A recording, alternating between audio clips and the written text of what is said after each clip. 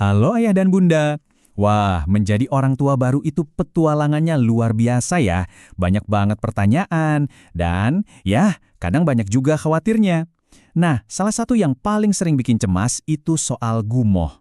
Tenang, di sini kita bakal kupas tuntas semuanya, biar ayah dan bunda bisa lebih lega. Nah, ini dia nih, pertanyaan yang mungkin lagi ada di pikiran ayah bunda sekarang.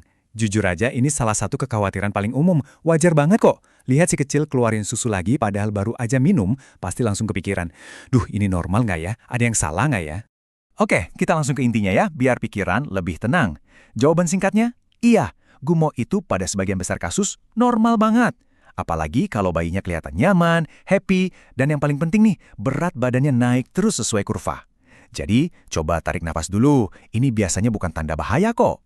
Terus, gumoh itu sebenarnya apa sih?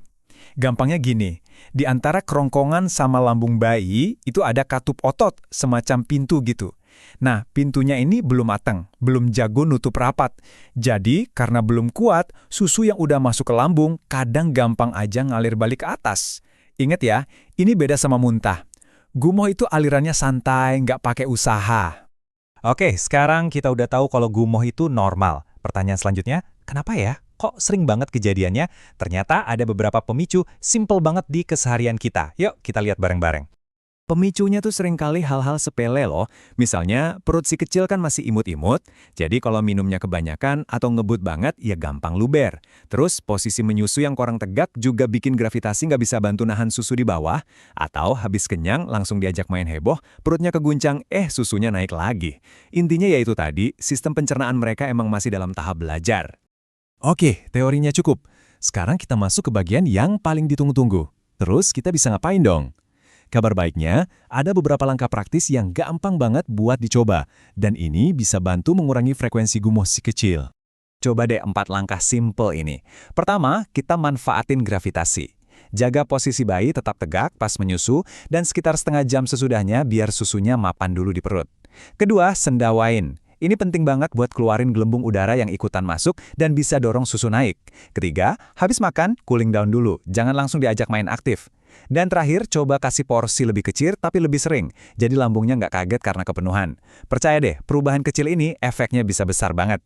Oke, meskipun kita udah tahu gumoh itu normal, sebagai orang tua, kita juga harus jadi detektif yang jeli.